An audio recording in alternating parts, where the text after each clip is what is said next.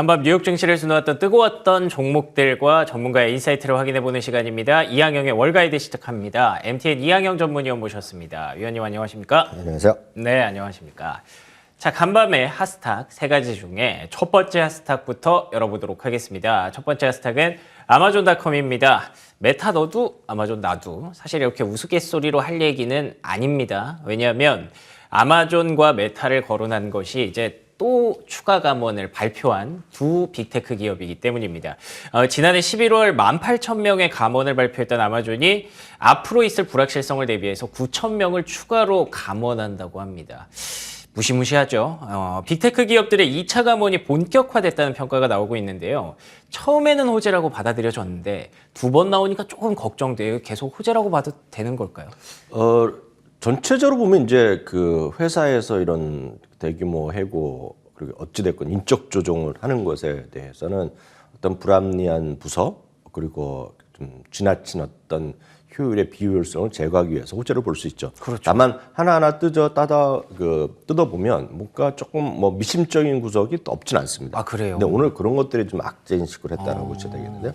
말씀하셨던 대로 기본적으로 18,000명의 기존의 인원 삭감이 이미 발표됐었는데요. 예. 거기 이제 9,000명을 추가했습니다. CEO인 앤디 젠스가 이런 얘기를 하고 있습니다. 불확실성이 있는 넘쳐나는 경제 그리고 사업 구조도 단기적으로는 지금 경쟁이 심해지고 있다는 얘기하고 있습니다.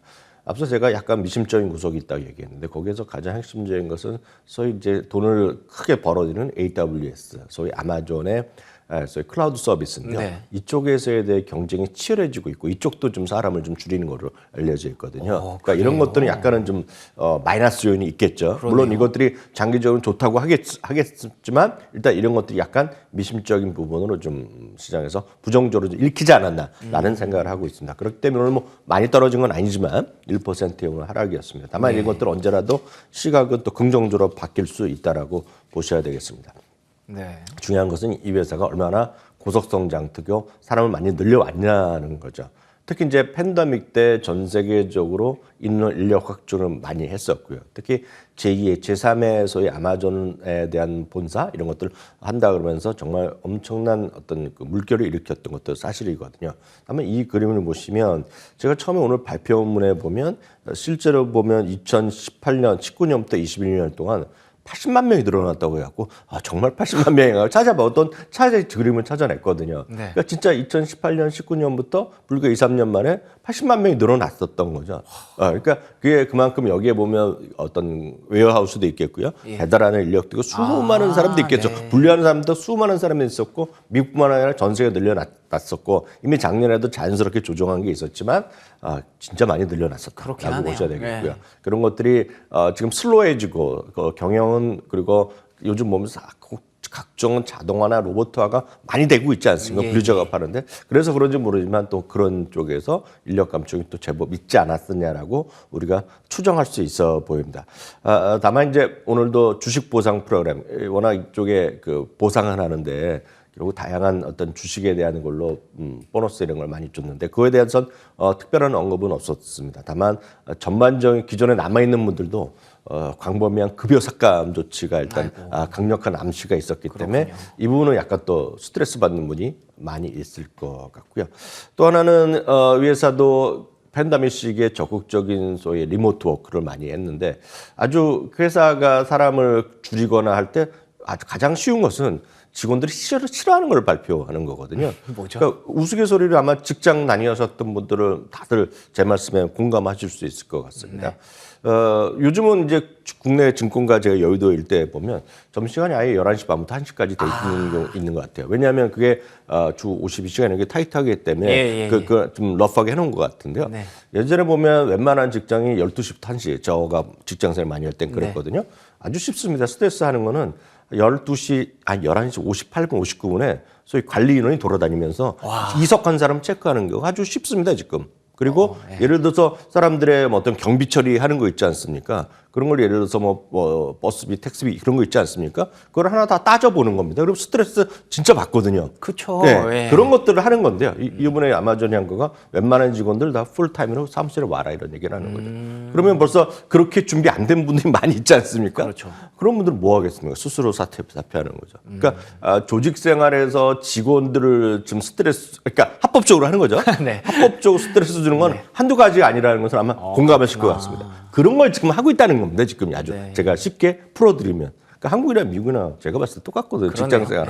그러니까 돈을 받는 사람과 돈을 주는 사람 입장에서는 아주 철저하게 나뉜 거죠. 그러니까 그런 정도가 오늘 전 그 내용을 보고 딱 그렇게 이해를 했다라고 저는 이해를 해야 되겠고요. 또 시애틀이나 뉴욕, 샌프란시스코 일대에 8개 아마존고란 거가 한때 뉴스가 많이 됐던 거거든요. 사람이 들어가서 캐시어도 만나지도 않고요. 그리고 요즘 보면 우리나라도 보면 자동으로 셀프 결제하는 거 많이 있지 않습니까? 그런 것도 하지 않고 그냥 나오면 바로 결제가 끝나는 거.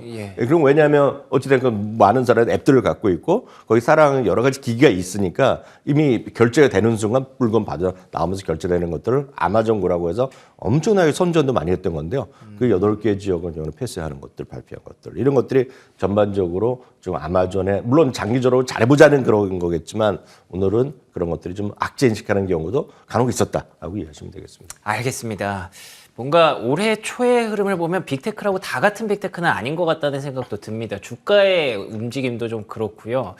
이렇게 모멘텀이 있는 기업, 조금 부족한 기업들의 상황이 상당히 좀 많이 엇갈리는 것 같은데 아마존닷컴이 빨리 모멘텀을 좀 회복을 해서 실적을 좀 회복을 해서 좀 좋은 얘기를 들어봤으면 좋겠다는 생각이 있네요.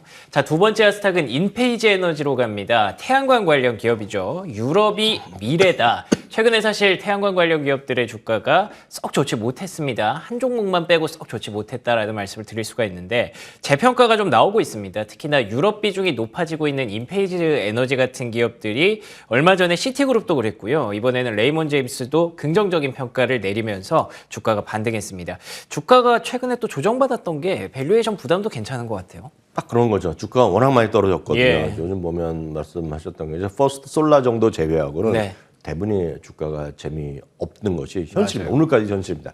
물론 이제 미국 정부나 이런 쪽에서는 앞으로 2030년까지 태양광 전체 발전 연량을 2배로 늘리겠다고 하고 있고 관련된 건 여러 가지 이슈는 있어요. 그렇지만 시장에서는 재미가 없었던 것인데 그것은 그만큼 이익이 나는 회사뿐만 아니라 이익이 안 나는 회사도 많고요. 이익이 나더라도 상당히 밸류에이션이 부담이 많은 그런 쪽이 어떤 금리의 상승과 맞물려서 전반적으로 재미없었던 것이 작년 내내의 흐름이라고 보셔야 되겠는데요. 참고적으로 이 회사는 태양광 패널보다는 결국은 마이크로 인버터라든가 ESS 그리고 태양광 관리 솔루션 이런 것들을 하고 있습니다. 그리고 이제 얘기가 나왔던 대로 유럽에 대한 성장에 대한 모멘텀을 기대를 하고 있다라고 일단 오늘 레이먼드 제임스가 얘기한 거가 되겠고요. 네. 또 하나는 요즘 전기 자동차 얘기가 워낙 많이 있습니다. 그래서 그만큼 전기 자동차가 대세로 많이 되고 있는 건 분명하거든요. 그 다음에 누가 과연 돈을 벌지가 이제 다들 궁금한 거죠. 네. 많은 분들이 다음번 자동차를 내연기관이 아니라 전기차를 사겠다는 사람들은 주위에도 아마 방송 보시는 분은 어떨지 모르겠지만 꽤 많이 있고요. 그럼요.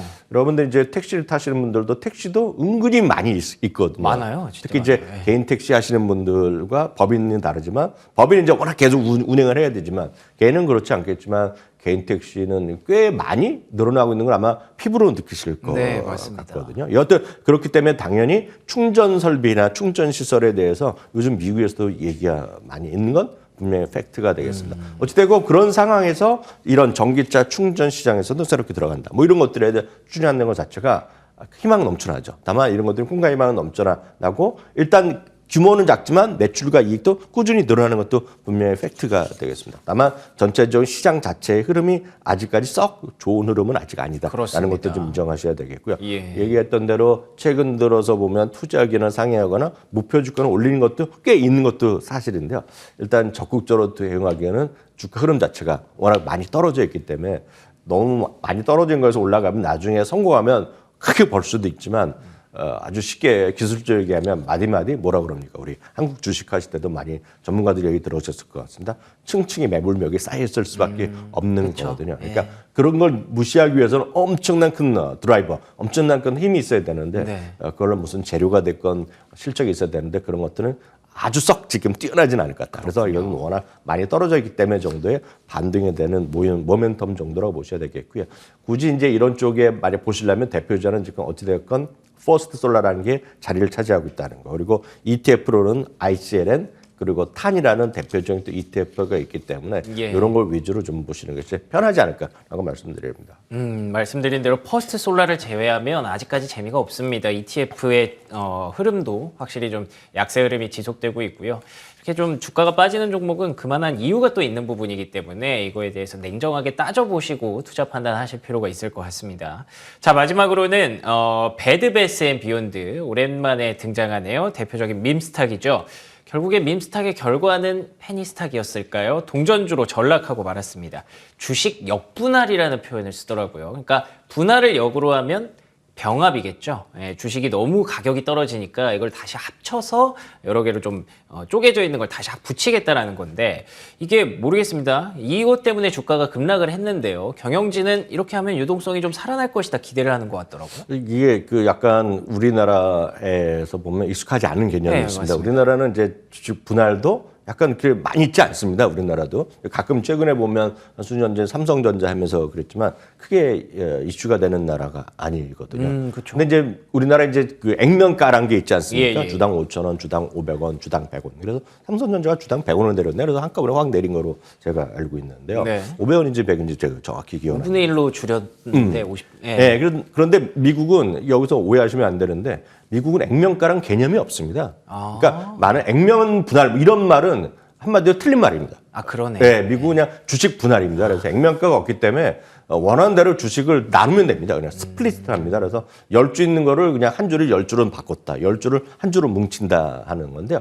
당연히 이제 워낙 가격이 비싸면 한 주에 3,000달러, 5,000달러 되면 주식 분할을 통해서 예를 들어 5분의 1, 10분을 바꾸는 거죠. 테슬라가 많이 해왔고. 테슬라가 2번 했고 예. 작년에 아마존과 알파벳이 그런 거 했다는 것이 되겠죠. 그리고 애플도 최근 10년 동안 2번 정도 했거든요. 딱 그런 느낌으로 이해하시면 되겠습니다. 그래서 주식 분할은 기본적으로 호재 인식하시면 되겠는데 이제 오늘 들어보시는 거가 주식 병합이거든요. 역 스플릿이라는 리버스 스플릿이 주식 병합인데요. 주식 병합을 왜 하느냐? 이게 이제 제도가 하나 들어갑니다. 워낙 싸져갖고요. 1달러 이하다는 걸 우리가 페니스타라고 얘기하는데 그걸 이제 업계에서는 통칭 5달러에도 마찬가지다라는 얘기합니다. 여튼 1달러 이하가 통상 규정으로 보면 한 6개월 이상 지나가면은요 너무 싸잖아요. 그럼 우리를 보면 감독위원회나 증시 우리나라 거래소에서 편지가 하나 날라갑니다. 너 와서 얘기를 한번 해봐라. 너무 싸다. 그래갖고 히어링이라는 건 청문회를 합니다. 그거를 직접 할 수도 있고 문서를 하겠죠. 그래서 없으면 이제 상장 폐지가 됩니다. 상장 폐지가 되거나 아니면 보면 우리나라도 뭐 삼시장 그런 데 있지 않습니까? 그런 데 보내버립니다. 그러면 영어로 보면 핑크 마켓이나 OTC 얘기를 하거든요. 가끔 여러분들 보시면 하고 싶은데 딱 여러분들이 거래는 HTS나 MTS 안 나오는 거 있는 거가 대부분 핑크 마켓에 있는 겁니다. 그러면 여러분들이 거래하신 증권사 들어가서 해달라 그러는데 비용도 많이 들어와서 그 별로 의미가 없습니다. 그런데 여튼 그런 데 들어가는 거거든요. 그러니까 이제 살아남기 위해서 이걸 하는 거기 때문에 이건 좋은 거냐 나쁜 거냐면 나쁜 거라고 보셔야 되겠죠. 스스로 인정했고 발버둥 친다라고 일단 아주 쉽게 얘기하시면 되겠습니다. 이게 80몇 센트거든요. 그러면 10주를 그 얘기는 한 주로 10주를 한 주로 하면서 8달러대로 가자는 거거든요. 안 좋은 기업들은 계속하면서 결국 상장 폐지 얘기를 가는 경우가 왕왕 있었다라고 좀 먼저 좀 보시면 되겠습니다. 저는 딱 이 말씀을 드리고 싶습니다. 배드 베스 앤 비욘드 같은 거가 앞으로도 계속 살아나겠느냐라는 것인데요. 여하튼 매출은 계속 줄어들고 이익은 손실이 커지고 있고 회사 자체에도 쉽지 않다는데 그냥 사람들이 하는 거거든요. 근데 이거는 왜 이런 것들을 하는 분들이 있냐면은 미국도 그렇지만 우리나라도 가끔 보면 주식 주식 실전 투자 대회 이런 거 많이 하지 않습니까? 웬만한 데 많이 합니다. 미국에서도 이런 게 처음에 증권사 새로 생기면 이런 이벤트들 많이 하거든요. 근데 항상 보면 이런 그런 배드 베스 앤 비욘드가 그렇다는 것이 아니라 1달러, 3달러, 2달러짜리 갖고 해서 하는 분들이 우승하거나 그럽니다. 우리나라도 왕왕 그렇거든요. 그렇군요. 제가 보기에 그런 것들은 정말 그걸 하는 분들이 있어요. 예. 그렇지만 저는 여태까지 살면서 제 주위에서 그렇게 돈을 번 사람 분들은 신문에나 방송에 나와서는 봤죠. 현실적으로 뭐 불가능한 거다. 저는 단적으로 말씀드리기 때문에 좀 매매 유의하시면 좋겠다 이렇게 간단히 말씀드립니다. 알겠습니다. 방금 보여드렸던 테이블이 그대로 설명이 되네요. 실적이 계속 줄어들고 있고 오히려 적자는 늘어나고 있는 기업입니다. 주식 역분할 과연 미봉책이 될 수 있을지 모르겠습니다. 자, 이런 종목들 때문에 오늘의 인사이트가 이렇게 나온 게 아닐까라는 생각이 드는데요. 오늘의 인사이트 공개해 보도록 하겠습니다. 이런 종목들은 피하는 게 상책이다. 배드베스 앤 비욘드 같은 종목일까요? 네, 그 국내 증권사랑 해외 증권사의 가장 큰 차이 여러 번 말씀드렸는데 오늘 수치를 갖고 말씀드립니다. 네. 국내 주식만 갖고만 보더라도요. 국내 증권사가 2022년 한 해 동안에 그 레포트를 한번 낸 걸 봤더니요. 머니투데이 1월 26일자 기사를 갖고 제가 보여드리면 매수 의견 비중이 94% 정도 됩니다. 네. 그리고 강력 매수가 다음부터 0.몇% 되고요. 매도나 축소는 0.4%밖에 안 됩니다. 다만 국내 주식에 대해서도 외국계 증권사의 레포트 현황을 딱 보여드린 표도 하나 보여드렸는데요. 네. 여기에 보면 매도 비율이요. 2022년 말에도 10% 넘고 CLSA 증권이나 메릴린치 같은 24%까지 나옵니다. 이거는 이제 미국 주식이 아니라 한국 주식에 대한 그러네요. 겁니다. 그것은 네. 왜 제가 말씀드리냐면 외국계 증권사에 대해 약간 신뢰도를 가지셔도 된다. 왜냐하면 그들은 그냥 솔직하고 객관적으로 얘기하는 네, 거죠. 네. 아무리 누가 가서 항의하더라도 안 들으면 되잖아요. 그러니까 그런 느낌이나 보셔야 되겠는데요. 제가 오늘 역으로 보여드리면 외국 주식시장, 미국 주식시장에서요. 지금 매수 의견 비중이 지난 주말 기준으로 보면 전체로 53% 정도 됩니다. 그러니까 절반 정도 좀 넘는데 그 비중 자체가 최근에 보면 약간 돌아서기 시작했어요. 약간. 그러네요. 네. 이것은 그만큼 시장이 장기적으로 보면 어느 정도 조정은 끝났다. 그리고 언제 한번 멀지 않아서 돌아설 수도 있다라고 우리가 굳이 긍정적으로 볼 수도 있습니다. 다만 이거 자체가 어떤 매매 타이밍을 보여주지는 않는다 보여줬겠고요. 다만 중요한 것은 오늘 말씀드리고 싶은 것은 매도 의견의 비중이 높은 것들 있지 않습니까? 그렇겠죠. 어떤 이유가 됐건. 예. 그리고 전체적으로 목표 주가, 현재 주가 대비 아래에 있는 이런 기준을 4가지 정도 전해놨는데요.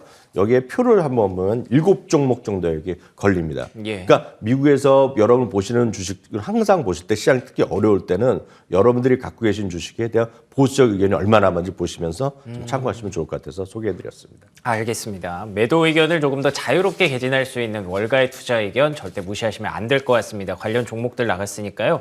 이런 종목들은 조금 피하는 게 지금 시장에서는 상책일 것 같네요. 자, 오늘도 이항영 전문위원과 함께 월가이드 진행해봤습니다. 오늘도 좋은 말씀 고맙습니다. 네, 굿모닝 글로벌 화요일 순서 여기서 마무리하겠습니다. 저희는 내일 아침 5시 55분에 돌아오겠습니다. 이어지는 출발 성공 투자 MTN 머니투데이와 함께 해주시기 바랍니다. 시청해주신 여러분 고맙습니다.